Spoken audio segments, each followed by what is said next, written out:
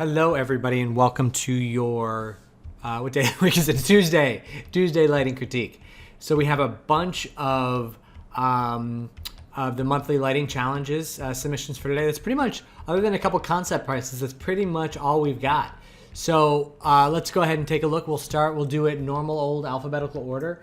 Oh, and just a reminder off the top. So this, and I'll put this in the announcement. So this is Thanksgiving week here in the States. Jasmine and I will be taking Thursday and Friday off this week, so today and tomorrow will be the last critiques for the week, and we're gonna spend the holiday weekends with our close families. Neither of us are traveling, so but we're just gonna take a little break from work and enjoy some downtime. So I just want to give you guys a little heads up on that. So, all right, let's get into it. So I know that you said you were working on the shader back here. It's looking good, but I don't really have too much to go on that. It's just picking up a little bit of specularity. I would even maybe figure out a way to darken the plants back there to create more separation between what's happening in the foreground and what's happening in the background, just like a little bit more depth in there. Overall, yeah, this is looking really great. I'm trying to think, like we're down with this one to some like nitpicky kind of stuff, which would be things like, okay, so her eye ding is kind of slipped up here, like it's in a good spot right here, but you want to slide this one down a little bit just so it's on the iris pupil connection point. It's a little small, and also you want it to be a little brighter, so probably this level of brightness on the key side and a little less bright on the fill side. And the scleras, the eye whites are looking a little bit blue. I would pull a little bit of the blue out of that. In terms of the lighting on the rest of it, like right here on this basket, it's getting a little bit bright, so I would maybe pull back a little bit. I think it's more of like a shader related thing.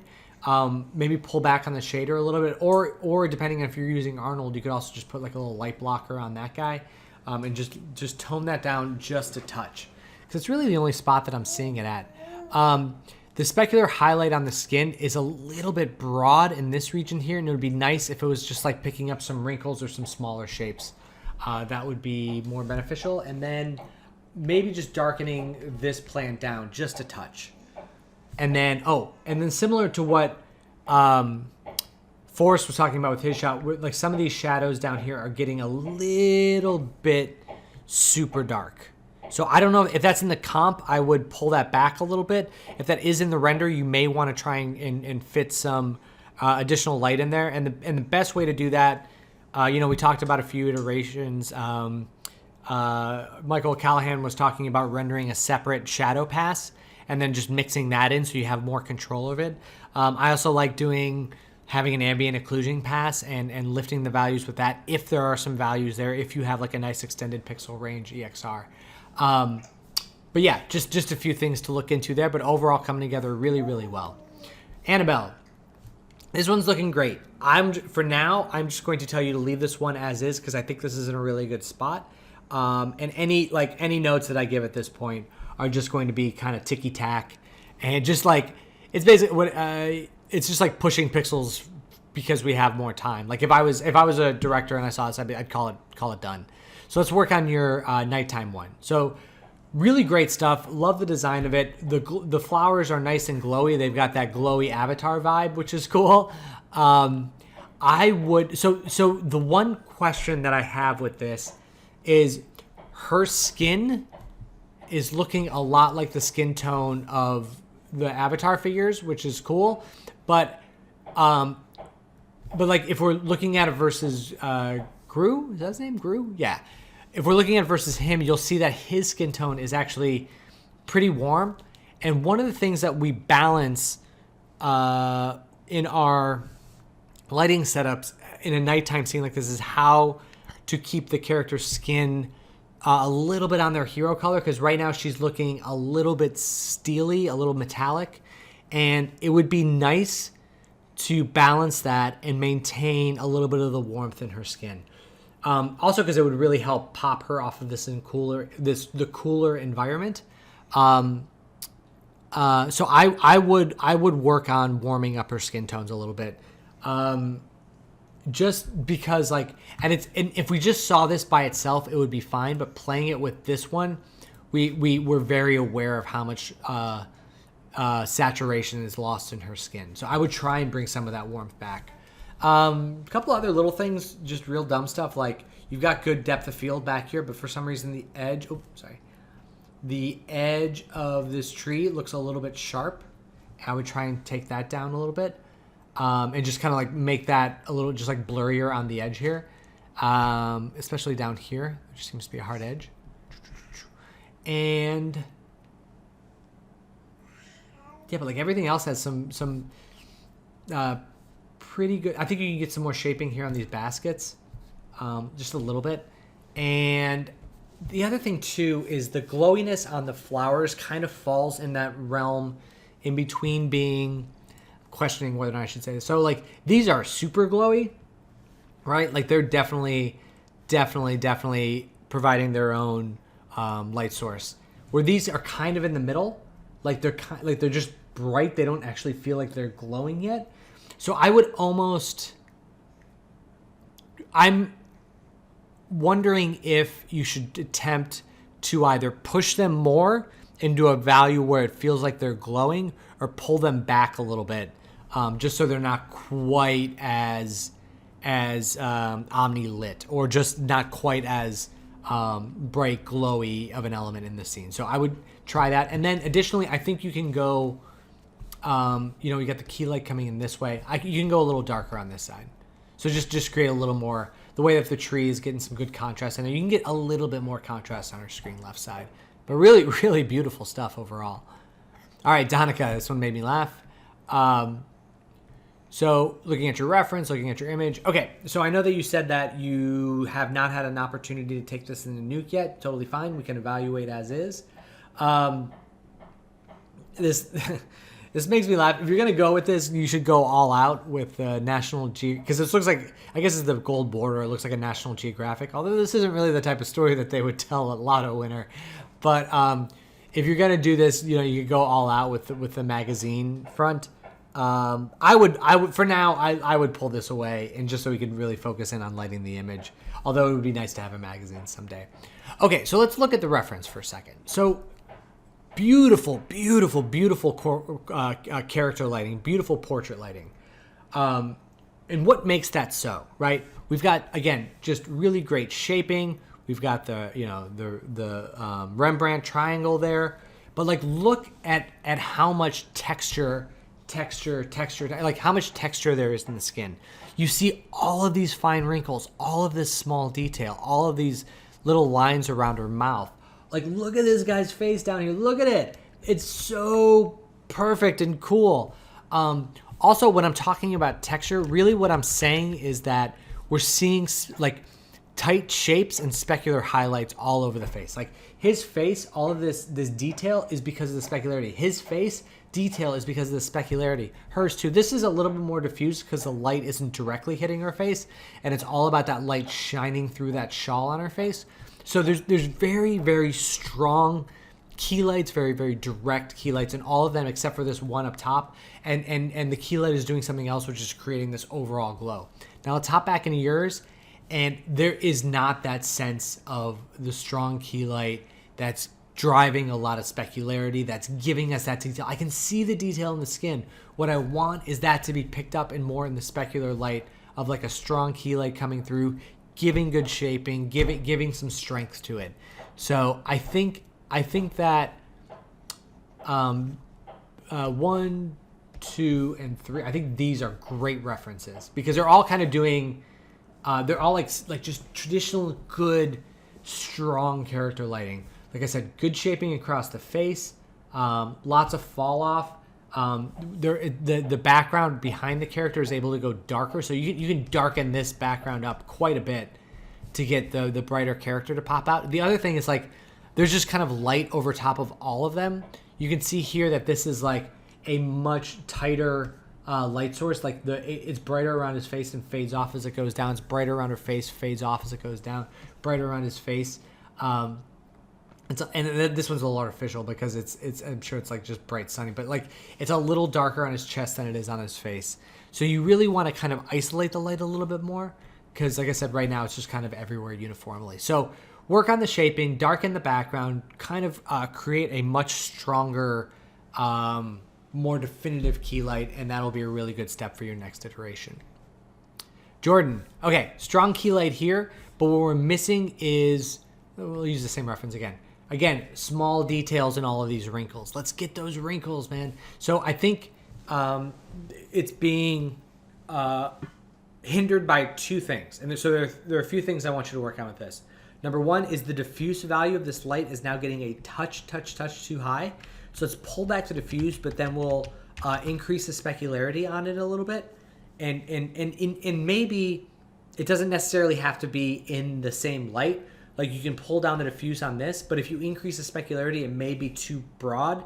So you may want to bring in a second, smaller radius light that is only emitting specularity to get more definition on these wrinkles and some of those areas in there.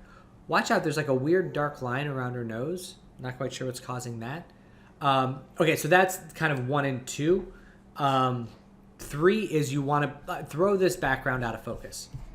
Make it like a little depth of fieldy stuff. It's nice because it's actually a very easy depth of field thing to do because we're so close to her. What I would do is I would render her separately from the background, and then you can just put a blur on the background or a depth of field defocus back there, because we don't need anything to step back into space. It's all going to be kind of blurred about the same amount because they're all like about the equal distance behind her. We can see where that goes. And then lastly, there are some, like this, whatever's causing this shadow down her wrist is very, very sharp, and I'm guessing contributing to some of these bright, like this bright edge and some of that stuff. So just be on the lookout for that. And again, like there's that weird thing on her nose. We'll get some weird little shapes in here, down here. Just look into that. I'm not quite sure what's causing that. But yeah, really good progress there. All right, Matt. So you've got some reference and some color keys. So let's take a look. Let's start with the exterior. Lots of good reference here. The one thing that I'm thinking is when we're designing this, I think this is all working out really well. I think I'm trying to think.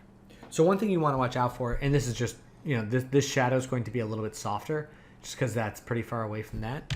But looking at the overall color scheme, the thing that I'm thinking is, like, it'll be a little tough to read the scarf and the boots on the red house because they're similar tones.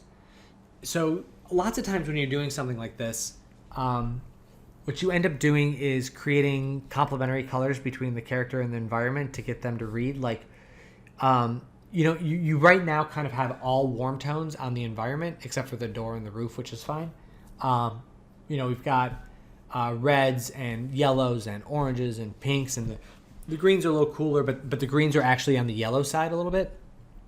So I'm wondering if it wouldn't behoove us to, instead of these being red, to push them more into a cooler color space that would allow them, as she moves forward here, to read off of the house so they don't quite blend in together. Then when we move inside, we can have her be like with some of those cooler values. And again, well, the nice thing here is like her cooler values on her scarf and boots will allow the pink on the flower, because like the rest of this is cooler. It would allow the pinks of the flower to really kind of stand out, which is a nice step because the flower is kind of the whole point of the story, right? It's a thing that she's bringing to him. But I really love some of the other elements that you're getting on this. Like if you can get the lighting on the table to look like that, I think that'll look really great. Additionally, outside I saw like if you look across the fence, there's just like a ton of variation down there and like little pockets of light and like little shadows cutting across there. If you can mimic that, you're in really, really, really good shape. Yeah, but I think this is a great start. This is like, you've got a good game plan. It's just a matter of making sure that those color schemes work for the entire shot. So you feel free to make those changes. If you want to ignore me, you can, but that's just putting in my 2 cents there. Okay, so Nigel, we got your old one, we got your new one. I like the color of the light a lot better. I think that's working out well. Biggest stuff is there's this white line that is now back behind her there. I would take a look into that. So I'm wondering what caused that. And then I see that you've darkened back here. I think that looks a lot better. I would want to see a little bit more of her face on this side in shadow, and that would be more of a matter of this key light dropping it down a little bit. Oh man, I've been bad at arrows this week. Dropping it down and then pivoting it around a little bit more that way. Just so we can get some more like light scraping across her face this way. So like there would just be a little bit of light scraping across here, and the rest of this would be more in shadow. We'll see what that does. If that messes up too much of what's going on down here, that's fine. But yeah, we'll take a look at that. And let's see. Get this light shining in here. I think it would be nice. Do you see how like the light shining down is just kind of hitting the floor back here? It would be nice to balance it out if there was if that was extended a little bit more. So it's just kind of hitting this entire area in here. I think that'll help balance it a little bit. But I think that's it. I think that those are the big changes on this one. All right, Tyler. So I love, like, this is really pretty reference. You got nice long shadows that are like this lifted kind of purpley, you know, sunset-y color. Love their skin tone. Like, the cool thing about their skin is just how many, like, you see some reds in there, some blue, like some yellows, just like a large variety of color to show like the true texture of the skin. I think that works out really well. So with that in mind, with the variety of color in the skin here, when we hop over years, we've kind of lost that a little bit. So I think that would be something that would be really nice to work in. And so it's similar to what we were seeing, like we see it in Annabelle's, the way that there's like more wrinkles and variation in there. And we saw it like in here, like again, just like more variation of color. And the way that we get that is to make sure that you have the kind of the bump map or the normal map installed in the face, so we can get those wrinkles in there. And it's just like going to hit those wrinkles in different ways and create a lot more variation. You don't, I mean, like this is an exaggerated version of it where we don't need full patches of different color, but just like right now there's like this all is kind of one tone, and this in here, although it starts to fade off in here, a lot of this is the same tonality. And actually the fill isn't that bad. It's more like everything that's being hit by the key light is kind of one color and one tone, and we just want to create some more variation in there from that.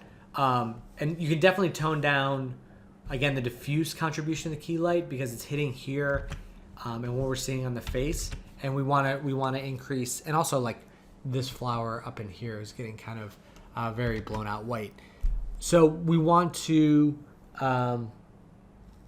increase that radius a little bit. We want to decrease the diffuse value, probably, like I said, either increase the specular value of that light or create a second light with a smaller radius to pump in some more specular highlights. I would get the background behind these flowers back here to go a little bit darker, and in here, like pretty much like this is like you've got this shadow coming in here. This is all in like sunlight, and then you can just like imagine that there's another object that comes in there and puts all this stuff maybe back there into shadow. That'll allow these flowers to pop off a little bit more forward and really kind of read that. And then watch out for stuff like this down here in the corner, like this guy getting a little bit too bright as well. But yeah, I would say let's start there and we will move on from there. All right, so that is all for today. Let me know if you all have any questions. Again, special holiday week, so I will see you all tomorrow. All right, take care, everybody. Happy lighting.